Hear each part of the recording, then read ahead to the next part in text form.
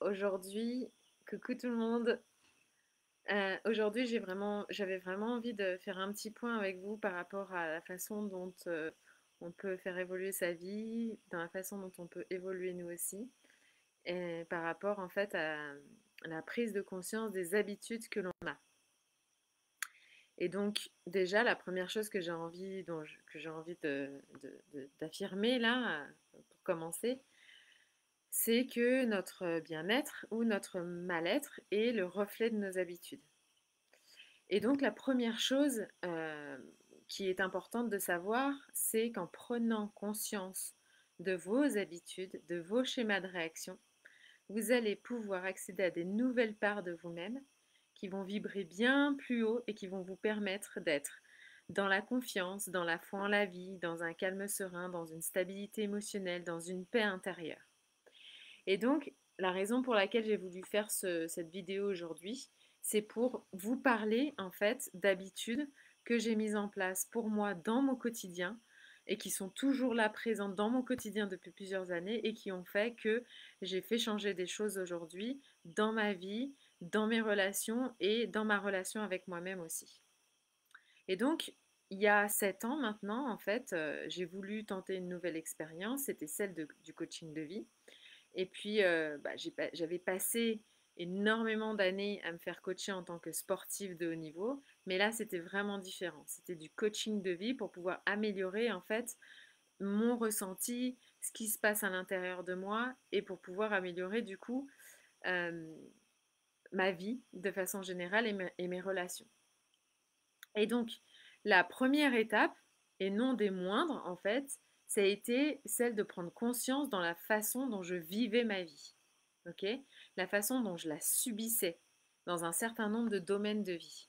Et à partir de là, en fait, j'ai voulu euh, vraiment comprendre, j'ai pris conscience en fait que si je désirais améliorer ma vie, j'avais vraiment besoin non pas de changer qui j'étais, mais ce que je faisais et comment je réagissais à certaines situations qui me bouffaient la vie. Ok, donc avant de passer aux pratiques, avant de passer aux nouvelles habitudes, etc., j'aimerais faire quand même une précision, enfin deux précisions avant, c'est que en fait aujourd'hui, oui, j'ai changé énormément, beaucoup d'habitudes, ok. J'ai introduit des pratiques de pleine conscience qui m'ont vraiment permis de transformer ma vie. Mais voilà, ça, je rencontre toujours des difficultés, j'ai toujours des doutes, j'ai toujours des peurs, j'ai toujours des fois des émotions fortes qui sont là. Et et il y a toujours en fait un retour des fois à mes anciens schémas. Même si c'est de plus en plus rare, il y a quand même toujours un retour à mes anciens schémas. Ensuite, la deuxième chose que je voulais préciser avant de passer aux habitudes, euh, j'ai dû, j'ai dû lister à peu près, je sais pas, entre 5 et 10 habitudes à vous partager ce soir. C'est que oui, mes habitudes, elles m'ont permis de changer. Ok. Donc, j'ai pu accéder à une version de moi, en fait, euh, plus joyeuse, plus sereine, plus calme, plus positive, plus confiante, certes. C'est une version de moi, en fait, qui a toujours existé, qui est aujourd'hui juste en expansion, mais qui a toujours existé. Et j'ai changé ma façon de réagir. J'ai changé ma façon de me comporter, de communiquer. Mais ça n'a rien changé, en fait, à ma valeur. Et donc ça, c'est quelque chose de vraiment important que j'ai besoin de préciser, que j'ai envie de vous préciser avant qu'on commence. C'est qu'en fait, c'est pas en changeant euh, qui vous êtes que vous allez créer une meilleure vie. Ok. C'est pas parce que vous créez une meilleure vie que votre valeur, elle est plus grande. On est né comme ça. On est né déjà avec une valeur très élevée et elle ne change pas en fait cette valeur-là avec les années. C'est notre perception de notre propre valeur qui évolue et c'est différent. Et c'est pas ce qu'on fait dans la vie qui va nous donner de la valeur, mais c'est qui nous sommes, ok. Et c'est souvent on n'en a pas conscience, mais on est toutes et tous ici présents des trésors, des êtres parfaits, d'ombre et de lumière. Et en fait, on n'a pas à changer qui nous sommes. Nous sommes déjà parfaits comme nous sommes. Ok? C'est, on va le voir après, c'est nos perceptions de qui nous sommes qui a besoin d'évoluer. Donc, euh, j'espère que c'est clair pour vous. N'hésitez pas à me poser des questions. N'hésitez pas à me dire euh, si si ça vous semble aligné, si ça vous semble juste. Euh, et surtout, faites-moi un petit coucou si vous êtes là. Voilà.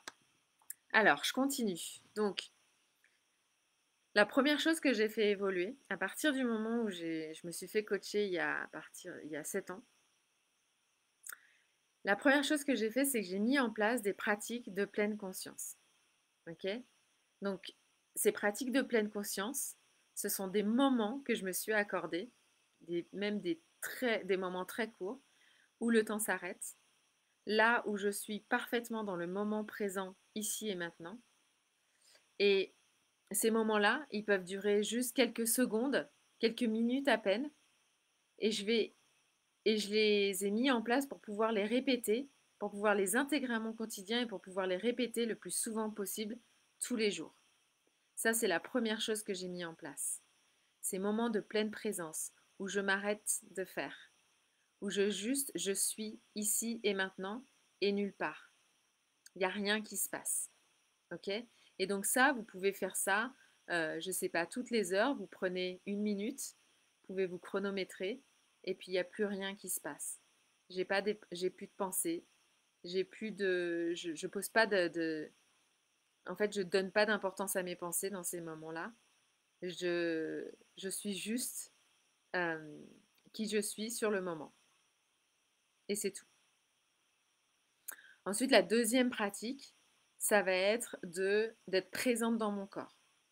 Et en fait, quand j'ai commencé à mettre cette pratique-là en place, ça a vraiment transformé les choses. Parce qu'en fait, à ce moment-là, j'ai décidé d'être présente dans mon corps et en particulier d'être présente aux tensions de mon corps, ok? Sans forcément en chercher les causes, sans mentaliser en fait cette pratique, mais juste de prendre conscience des tensions qui sont là, de m'arrêter, de rester avec ces tensions-là, juste pour leur apporter du soutien, de la bienveillance et vraiment avoir cette intention d'apporter de l'amour en fait à la tension là où elle est et c'est tout simplement. Ensuite, la troisième chose que j'ai mise en place aussi, c'est de mettre en place des moments où j'allais ressentir de la gratitude. Donc c'est pas évident, mais en fait, on a l'impression que le mot gratitude, c'est facile en fait de le ressentir, c'est facile d'y penser et de se dire que je ressens de la gratitude pour quelque chose. Mais en fait, ce qu'il y a d'important en fait dans cette pratique-là, c'est de ressentir la gratitude et surtout de ressentir la vibration de la gratitude. La vibration de la gratitude, c'est une vibration qui est très élevée. Ok? C'est une des vibrations les plus élevées. Et donc là, on n'est pas là à se dire, à mentaliser la chose et à se dire, ok, bon bah voilà, je vais faire la liste de tous les trucs que je possède et je vais, euh, je vais me dire que je suis contente de les avoir. Ça va beaucoup plus loin que ça. C'est vraiment prendre une chose effectivement que l'on a dans sa vie, pour laquelle on est heureuse de l'avoir, pour laquelle on va se dire sur le moment avec l'intention de ressentir profondément ce que ça me fait dans le cœur, d'avoir cette personne-là dans ma vie, d'avoir cette chose-là dans ma vie, d'avoir cette chance-là dans ma vie, et de ressentir à quel point je peux avoir de la gratitude pour le fait que ce soit là, juste là maintenant. Donc pour vous donner un petit exemple, en fait, moi à un moment donné, je me suis dit, ok, je me réveille tous les matins avec des milliers de pensées dans la tête et tout ça, c'est pas forcément des pensées très agréables. Et le fait de se réveiller avec, bah en fait, ça continue, ça me suivait toute la journée. Et à ce moment-là, j'ai décidé de me dire, ok, très bien, bah, je vais changer ça. Ok?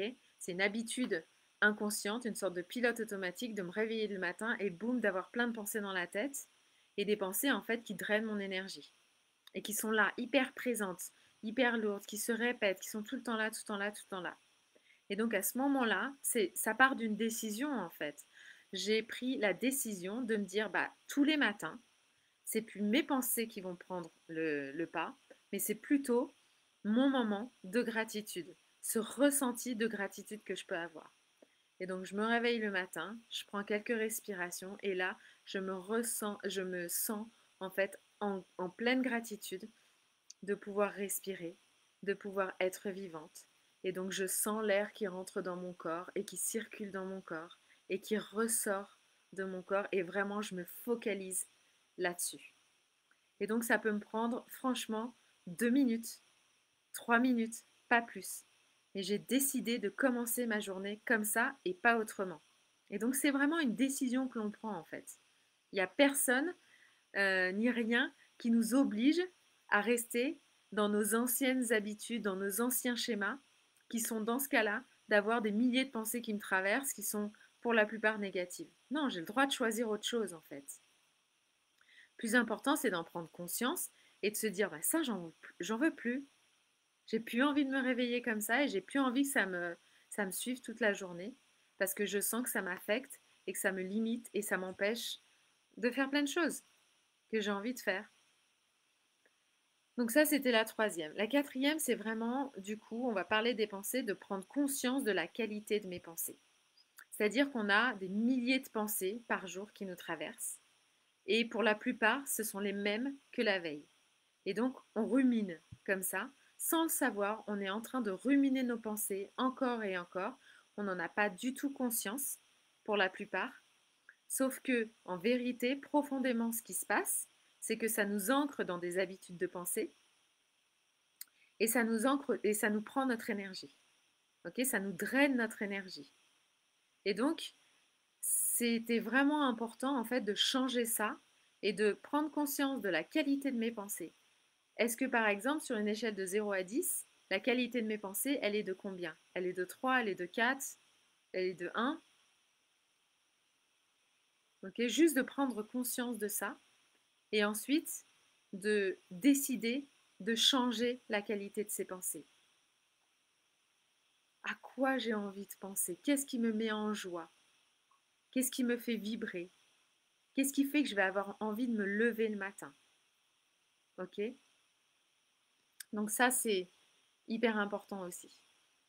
Ensuite, quelque chose que j'ai changé et qui a changé, qui a vraiment transformé mes relations surtout, c'est de prendre mes responsabilités par rapport à mes propres schémas réactifs, par rapport à mes propres réactions. Ok? Donc prendre la responsabilité de la façon dont je réagis à des situations ou la façon dont je réagis à des personnes. Et donc, de sortir d'une certaine façon d'une posture de victime. Ok? Et là, de me dire, encore une fois, c'est une décision, c'est un choix. Sur le moment, est-ce que je choisis, je rencontre une situation, une personne qui me challenge, ok, ça fait émerger des émotions qui sont inconfortables chez moi. Qu'est-ce que je choisis? Comment je choisis de réagir? Ou est-ce que je réagis comme je le fais d'habitude, avec mon comportement, ma façon de communiquer, mes émotions que j'ai d'habitude? Ou alors je choisis de changer d'habitude et de me dire, ok, c'est là, je connais la situation, j'ai déjà, voilà, je la connais, cette vibration, je l'ai déjà rencontrée dans ma vie.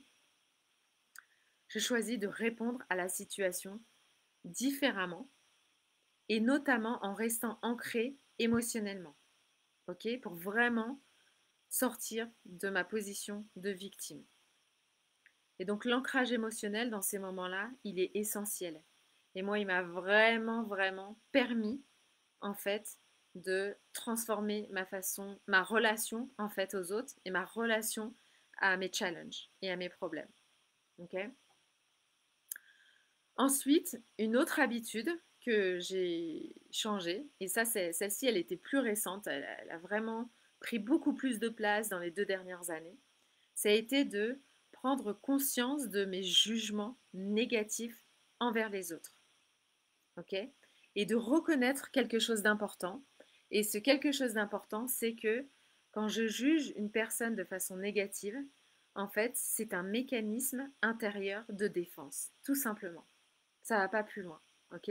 Donc c'est pas la faute de l'autre. J'ai pas besoin de remettre la faute sur l'autre, de remettre toute la responsabilité sur le dos de l'autre. J'ai juste besoin d'une chose, c'est de prendre conscience et de prendre connaissance de ce mécanisme de défense que j'ai. Et la façon dont je juge négativement une personne, c'est un mécanisme de défense. Et en fait, à chaque fois que je juge l'autre, je projette à l'extérieur ce qui se passe à l'intérieur de moi. Et je donne mon pouvoir à l'extérieur. Ok? Donc plutôt que de donner mon pouvoir à l'extérieur, j'ai pris la décision de changer cette habitude-là et de me dire très bien, je reprends mon pouvoir, je le garde entre mes mains parce que quand j'ai mon pouvoir entre mes mains, eh ben, je peux prendre les meilleures décisions pour moi. Je peux répondre à la situation de la meilleure façon qui va vraiment me servir sur le moment et dans le futur. Et pour ça, j'ai besoin de me poser les bonnes questions. J'ai besoin de reprendre le pouvoir sur ce qui se joue à l'intérieur de moi sur le moment. Et je le transforme, je décide de le transformer. Et ça a été la clé de l'amélioration de toutes mes relations, sans exception. Même les relations les plus difficiles que j'ai eues. Vraiment. Donc, le jugement, très important, notamment le jugement négatif, de se dire qu'en fait, ce jugement négatif, c'est un truc qui se joue à l'intérieur de moi et que j'ai besoin d'en prendre la responsabilité à ce moment-là. OK? Et que ce qui se joue à l'intérieur de moi, j'ai cette tendance à vouloir le projeter à l'extérieur parce que c'est plus facile, parce que c'est plus confortable, parce que j'ai l'habitude de faire ça depuis toujours. Sauf que je préfère aujourd'hui, avec plus de conscience, changer cette habitude-là parce qu'elle ne me sert pas. Et c'est pour ça que ça recommence, que ça revient dans ma vie, que ça, comme si que les schémas se répétaient en fait, comme si que les événements se répétaient, comme si que je pouvais me dire ah tiens mais j'ai déjà vécu ça, ça y est ça revient, toujours la même chose. Ou cette personne ah mais ça y est elle me refait la même chose, ok? Et donc on sort encore une fois, hein, ça va avec ce que je disais juste avant, sortir de cette posture de victime, reprendre son pouvoir, sortir de ses jugements négatifs et reprendre sa responsabilité par rapport à ça. Et en fait, j'ai énormément appris à faire ça. Ça a été le terrain dans lequel, qui a été le terrain de pratique le plus efficace pour moi, ça a été mon couple. Et donc, vous pouvez aller voir mon dernier live. Je parle beaucoup du couple dans ce dernier live et j'en parle aussi là-dedans. Je parle aussi de ça. Ensuite, une autre habitude que j'ai changée, ça a été d'accueillir mes émotions. Et ça, franchement, gros challenge. Parce que on n'a pas grandi dans une société où les émotions étaient super welcome. Ok? On a plutôt grandi dans une société, quand on était plus jeune, dans des situations où on nous demandait d'arrêter de pleurer, où on nous demandait d'arrêter d'être en colère, où on nous demandait de ne pas en faire trop. Quand on rigolait de trop, quand on était trop en joie, comme ça, trop excité, on nous demandait de nous calmer. Calme-toi, s'il te plaît. Ok? J'ai tellement eu ce réflexe-là, c'est tellement ancré en moi que régulièrement, je me retrouve à le dire à mes enfants. Et pourtant, croyez-moi, je pose le maximum de conscience sur la façon dont je communique avec eux. Ok? Je crois que je l'ai encore dit hier. S'il te plaît, calme-toi, c'est bon. Sauf que, en fait, ça nous apprend pas à accueillir notre émotion telle qu'elle est. Vous savez, cette émotion fraîche, telle qu'elle est, comme elle apparaît sur le moment. Et donc, cette émotion-là, elle est très importante parce que on a grandi dans une société qui nous guide plutôt à les réprimer. Et donc, tout ce qui n'est pas exprimé s'imprime. Et donc, ça s'imprime à l'intérieur de notre corps. Ça reste en nous et ça circule pas. Sauf que le mot émotion, euh, son étymologie, c'est qu'est-ce que ça veut dire? C'est énergie en mouvement. Et donc, qu'est-ce que c'est? Quand une émotion apparaît, en fait, émerge, c'est qu'en fait, c'est juste une énergie et que cette énergie-là, elle a besoin d'être en mouvement.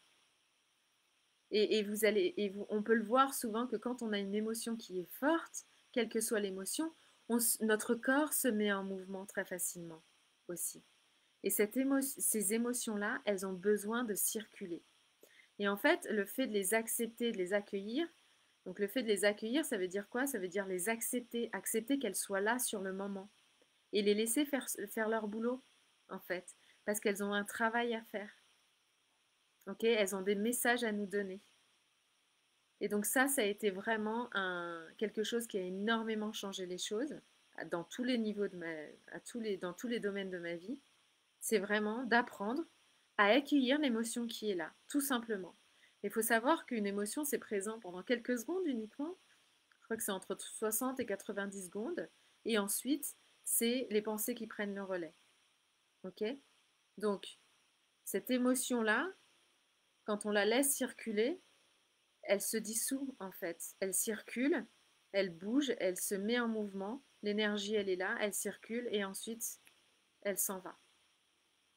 Et ça, en fait, ça demande de la présence sur le moment et ça demande d'être vraiment en présence avec l'émotion elle-même sur le moment quand elle est là et de ne pas la juger.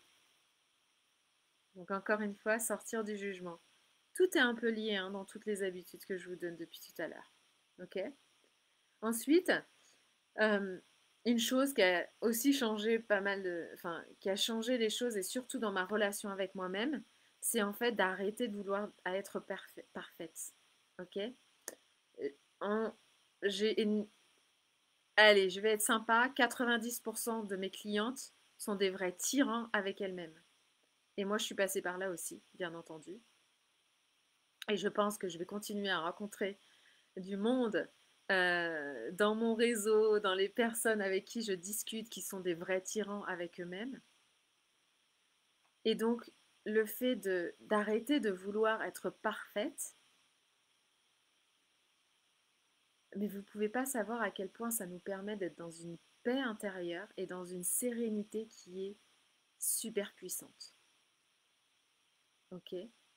Et donc, là, le travail, vraiment, c'est d'apprendre à s'aimer tel que l'on est. La façon dont on réagit, la façon dont on se comporte, la façon dans ce qu'on dit aux autres, dans ce qu'on fait, et d'arrêter de vouloir faire mieux que ce que l'on fait déjà. Et donc de rentrer dans un espace d'amour avec soi-même à l'intérieur et de ressentir cet amour pour nous. Et ça ne veut pas dire que on va se dire bon bah c'est bon, en fait tout est très bien comme ça, j'ai plus rien à changer. C'est pas ça. C'est qu'en fait on transforme les choses à partir d'un espace d'amour plutôt que de transformer les choses à partir d'un espace de je ne suis pas assez.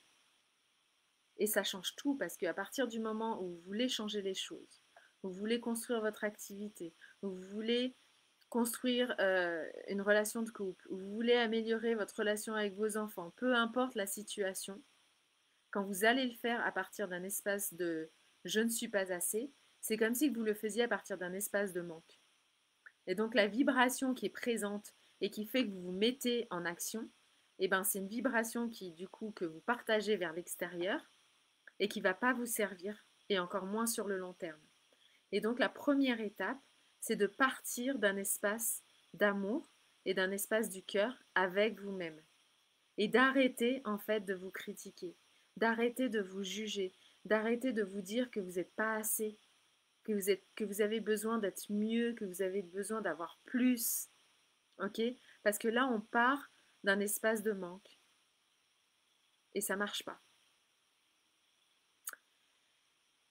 Et donc ça, c'est essentiel pour être dans une paix intérieure, pour être dans une sérénité et pour être, comme je le disais au tout début du live, d'avoir confiance en fait en soi, d'avoir de l'estime, d'élever son estime pour soi-même et d'avoir confiance en la vie et pouvoir se dire sincèrement et le croire que l'univers euh, nous sert en fait, nous met en face de situations et de personnes pour nous faire grandir. Ok? La vie est plus intelligente que nous. Elle sait ce qu'il y a de meilleur pour nous. Ok? Et donc le dernier point que j'ai vraiment envie de vous évoquer là, c'est de passer à l'action. Ok? De vous mettre en mouvement. Parce que la vie est un perpétuel changement elle a besoin que vous aussi, vous soyez en perpétuel changement, en perpétuel mouvement. Ok? Et donc, quand on parle de mouvement, quand on parle de changement, c'est vrai que des fois, on se dit changer sa vie, donc ça peut représenter une montagne, en fait. Parce que c'est énorme, cette expression de se dire, bon, bah voilà, je vais changer ma vie, je vais changer mes relations, je vais changer, je vais tout changer, quoi. Euh, quand je vous parle de passer à l'action, ça va être vraiment prendre une nouvelle habitude de, quand vous dites quelque chose, juste, vous le faites. Ok? Et vous prenez le temps de le faire. Et vous posez des intentions quand vous faites quelque chose. Ok? Et vous le faites à partir de l'espace du cœur. Et ça peut être des toutes petites habitudes, très faciles à mettre en place dans son quotidien, que l'on fait un peu tous les jours, et qui n'ont pas besoin d'être une demi-heure de yoga, trois quarts d'heure de méditation, aller à la piscine, faire du sport, des trucs comme ça. Ça peut juste être au début de se dire, bon bah très bien, je vais mettre en place ma pratique de gratitude. À quoi elle ressemble, à quoi elle peut ressembler. Ok? Les miennes, pour vous donner un exemple, mais ça c'est mes pratiques préférées en fait, ça a été bah, me réveiller le matin, et plutôt que de me laisser en fait envahir par mes milliers de pensées, je décide de me focaliser sur ma respiration et de ressentir de la gratitude sur le fait juste d'être vivante. Ok? Ensuite, ça peut être aussi me poser quand je vais manger et prendre une minute pour ressentir de la gratitude par rapport à bah, cette nature qui a permis, qui m'a donné tout ce qu'il y a dans mon assiette, toutes les personnes qui ont travaillé pour que je puisse avoir quelque chose à manger, toute l'énergie, tous les efforts qui ont été mis derrière, dans l'ombre en fait, des choses que je ne vois pas forcément, pour que cette nourriture, elle arrive là en face de moi et que je puisse avec nourrir mon corps, être en bonne santé, avoir de l'énergie. Tout simplement. Ça prend une minute. Et donc, c'est juste une décision. Ok? Donc, pour finir, vraiment, pour arriver à changer des habitudes, il y a plusieurs choses qui, se mettent, qui vous sont demandées. La première, c'est de décider quelle habitude. Ok? Et la pratique. Ok, je vais faire 5 minutes de respiration. J'ai besoin de poser de la conscience sur ma respiration. Ça, c'est un exemple. La deuxième, c'est à quel moment. Ok, donc on appelle ça le laboratoire. Quand, avec qui, où, quelque chose que je fais tous les jours, un endroit où je suis tous les jours, sous ma douche par exemple. Ok, le soir avant de m'endormir par exemple, le matin en me réveillant par exemple. Ça dépend. À chaque fois que je me mets à table pour manger par exemple. Quelque chose que je fais régulièrement, si possible tous les jours.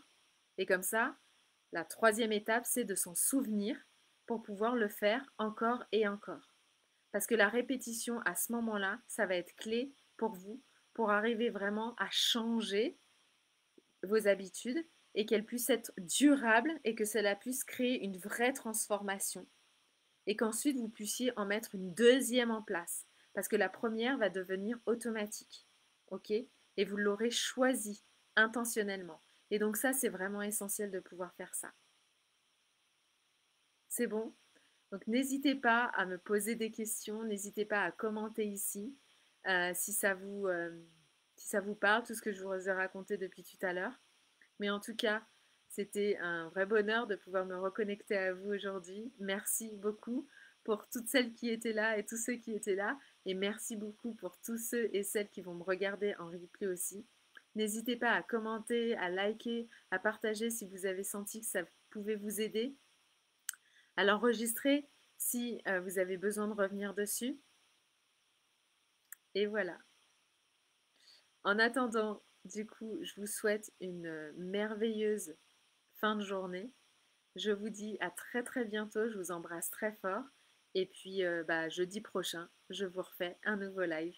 Voilà, je vous embrasse, à très bientôt.